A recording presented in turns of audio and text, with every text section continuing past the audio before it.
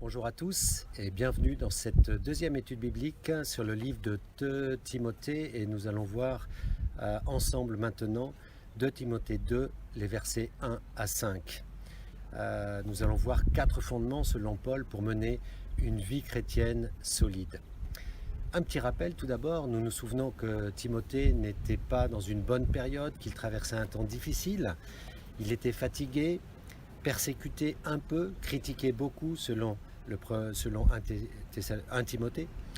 Le verset clé du chapitre 1 était le verset 8.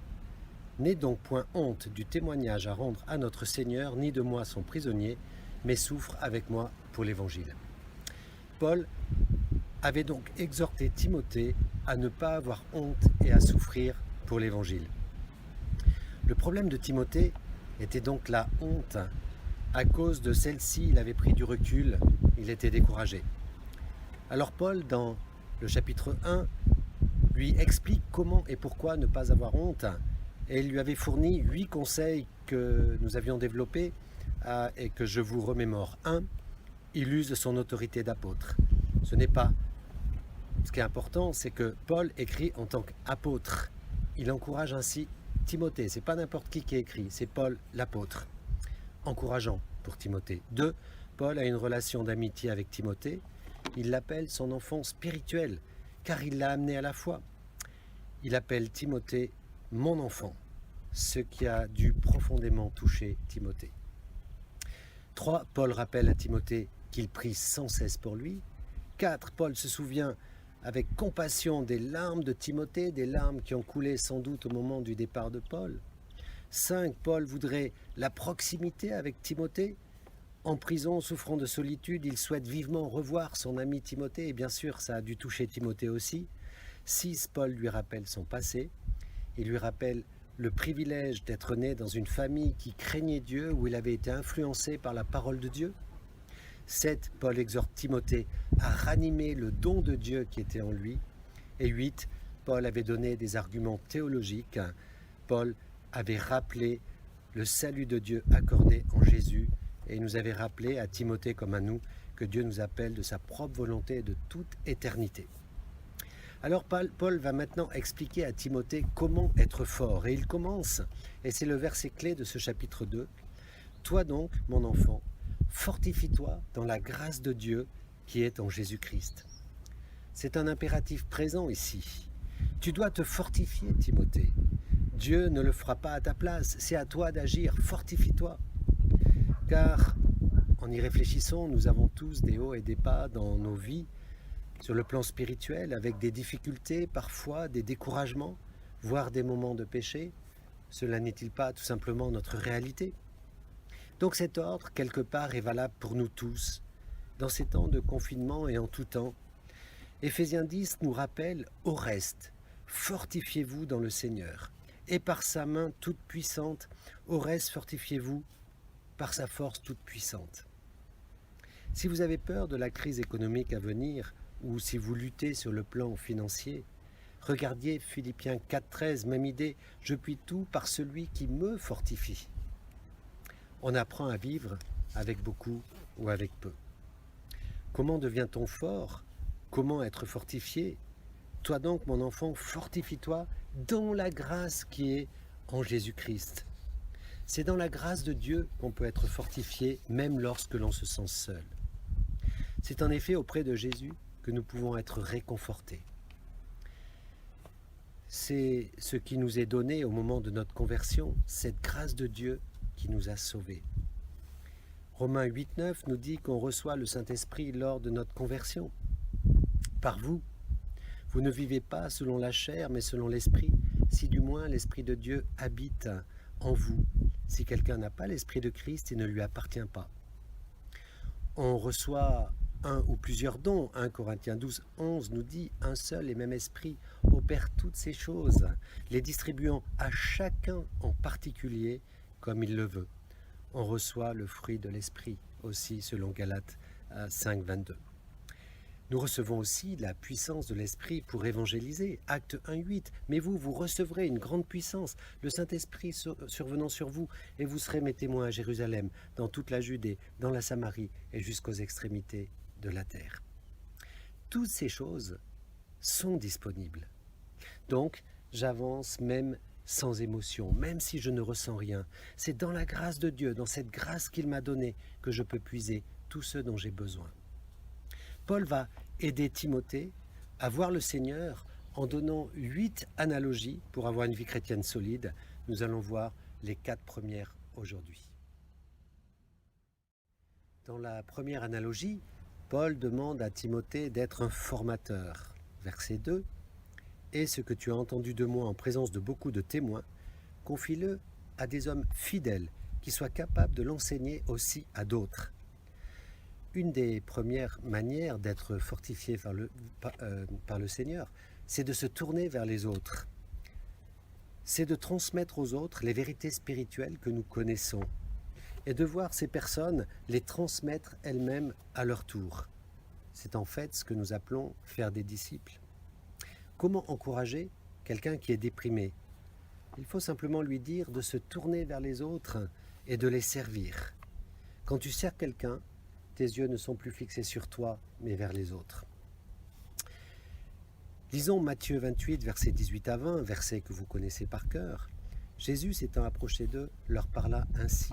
« Tout pouvoir m'a été donné sur le ciel et sur la terre. Allez, faites de toutes les nations les disciples, les baptisant au nom du Père, du Fils et du Saint-Esprit, et enseignez-leur à observer tout ce que je vous ai prescrit.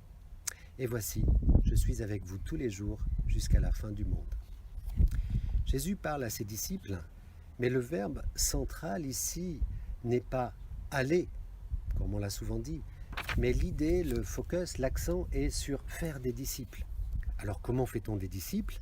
En allant, en baptisant et en enseignant. Donc la responsabilité du disciple est d'aller et de faire d'autres disciples qui eux-mêmes feront la même chose. Paul a dit en quelque sorte à Timothée, écoute Timothée, mets-toi au boulot, transmets ce que tu sais à des hommes fidèles et ceux-ci feront de même. L'application est très simple. Notre travail, en fait, c'est juste de transmettre ce message de la Bible que nous avons reçu, de le transmettre à quelqu'un d'autre.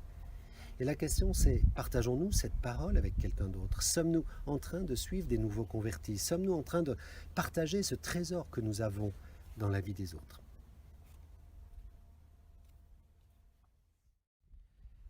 Paul, après l'analogie du formateur, passe à l'analogie du soldat, verset 3. « Souffre avec moi comme un bon soldat de Jésus-Christ. Il n'est pas de soldat qui s'embarrasse des affaires de la vie s'il veut plaire à celui qui l'enrôle. » Paul dit à Timothée, écoute, tu ne vas pas bien, mais la vie chrétienne, c'est une guerre, c'est une bataille. La vie chrétienne, c'est pas simplement pour les faiblards, c'est pour quelqu'un qui est prêt à avoir le style de vie d'un soldat. D'ailleurs, c'est ce qui est dit en Éphésiens 6, toujours Paul. Au reste, fortifiez-vous dans le Seigneur et par sa main toute puissante. Pourquoi? Revêtez-vous de toutes les armes de Dieu, afin de pouvoir tenir ferme contre les ruses du diable. Et il poursuit en disant, dans Éphésiens 6, versets 12 à 17, « Car nous n'avons pas à lutter contre la chair et le sang, mais contre les dominations, contre les autorités, contre les princes de ce monde de ténèbres, contre les esprits méchants dans les lieux célestes. C'est pourquoi prenez toutes les armes de Dieu, afin de pouvoir résister dans les mauvais jours, et tenir ferme après avoir tout surmonté. Tenez donc ferme, ayez à vos reins la ceinture, la vérité pour ceinture, revêtez la cuirasse de la justice, mettez pour chaussure à vos pieds le zèle que donne l'évangile de paix, prenez par-dessus tout le bouclier de la foi, avec lequel vous pourrez éteindre tous les traits enflammés du malin. Prenez aussi le casque du salut et l'épée de l'esprit, qui est la parole de Dieu. Pourquoi portons une armure? Juste simplement pour être protégés dans la bataille, pour se battre. Bienvenue à la vie chrétienne, nous sommes tous des soldats. Qu'est-ce qui caractérise la vie d'un soldat? Paul poursuit sa pensée. Un soldat endure la souffrance. Souffre avec moi, Timothée. On ne devient pas soldat pour trouver une belle vie, car le soldat est appelé à des sacrifices. Être soldat, c'est renoncer à soi-même pour le service des autres. Être enrôlé dans une guerre ne doit pas être facile à vivre. Être soldat, c'est cela peut coûter la vie. C'est une question parfois de vie ou de mort. Un mauvais soldat ne tiendra pas le coup. Un autre aspect dans la pensée de Paul, c'est qu'un soldat obéit, souffre avec moi, comme un bon soldat de Jésus-Christ. C'est quoi la différence entre un bon et un mauvais soldat? Un bon soldat est formé. Il doit obéir aux ordres sans questionner.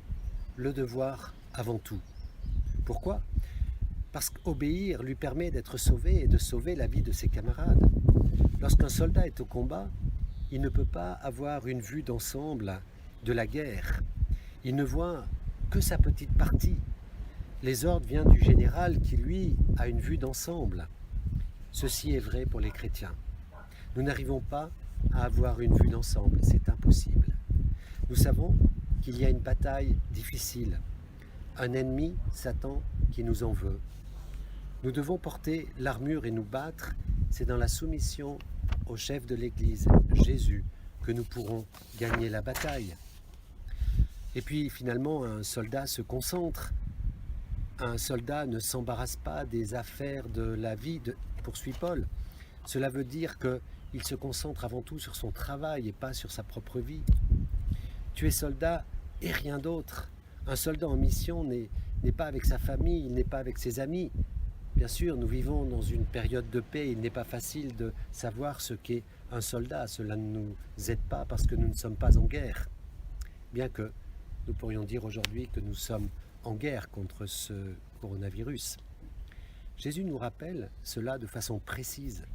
Dans Matthieu 10, verset 34 et les suivants, « Ne croyez pas que je sois venu apporter la paix sur la terre. Je ne suis pas venu apporter la paix, mais l'épée. Car je suis venu mettre la division entre l'homme et son père, entre la fille et sa mère, entre la belle-fille et la belle-mère. Et l'homme aura pour ennemi les gens de sa maison. Celui qui aime son père ou sa mère plus que moi n'est pas digne de moi, et celui qui aime son fils ou sa fille plus que moi n'est pas digne de moi. Celui qui ne prend pas sa croix et ne me suit pas n'est pas digne de moi. Celui qui conservera sa vie la perdra, et celui qui perdra sa vie à cause de moi la retrouvera. » Paul dit donc à Timothée de rester engagé comme un soldat. L'application est simple. Soyons engagés en tant que soldats. Payons-nous le prix de suivre Jésus, quoi qu'il arrive. Avons-nous le royaume de Dieu comme priorité?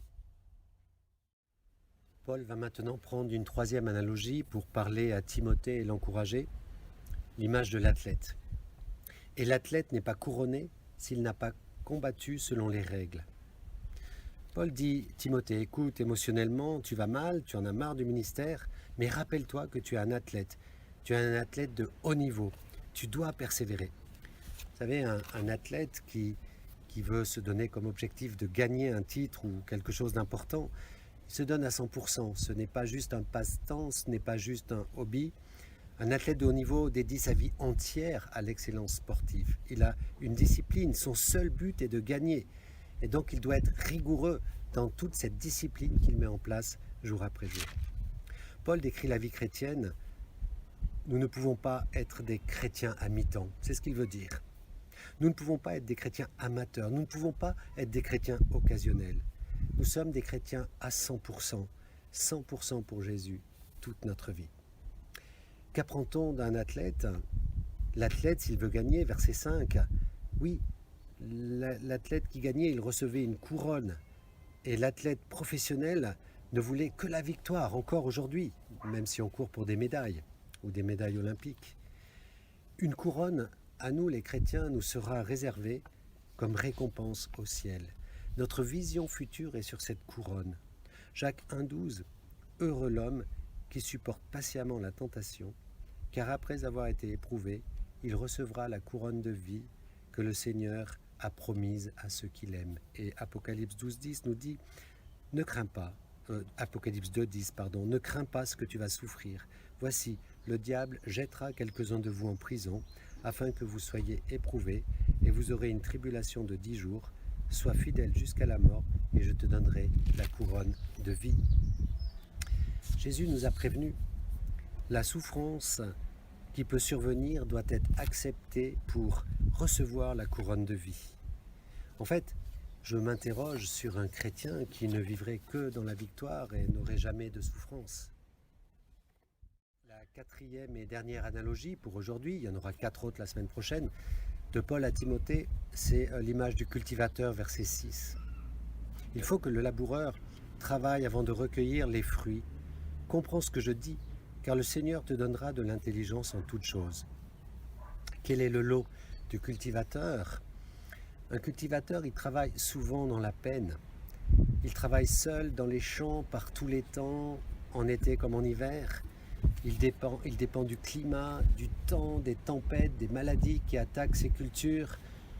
Un cultivateur attend patiemment le fruit de son travail. Il travaille parfois 11 mois, voire plus, pour juste sur quelques jours voir le fruit de tout son travail avec la récolte. Et donc, ce temps de la moisson, le fruit de sa peine, arrivera lorsqu'il fera cette récolte et ça lui provoquera évidemment une immense satisfaction. Alors, Paul demande de réfléchir à ce qu'il vient de lui dire. Timothée, comprends ce que je dis. Le Seigneur te donnera de l'intelligence en toutes choses. Paul dit en quelque sorte à Timothée, réfléchis bien. Tu es comme ce cultivateur, tu es dans un moment de peine. Il y aura peut-être des moments d'attente, mais un jour tu récolteras dans la joie. La question de Paul est pour Timothée, mais elle est aussi pour toi qui regardes. Es-tu prêt à payer le prix pour avoir un ministère béni? Es-tu prêt pour l'épreuve de la patience, pour attendre les promesses de Dieu? Es-tu prêt à travailler dur pour récolter le prix, cette couronne promise par Jésus? Que dit Paul à Timothée? Et que nous dit-il alors que nous n'avons vu que 4 des 8 analogies que Paul utilise ici? Et je répète, nous verrons les 4 autres la semaine prochaine. Cette parole nous interpelle directement au travers de Paul. Sois un formateur. Trouve quelqu'un et commence à lui enseigner ce que tu sais. Sois un soldat. Rappelle-toi que c'est dur, mais engage-toi dans cette guerre, dans ce combat.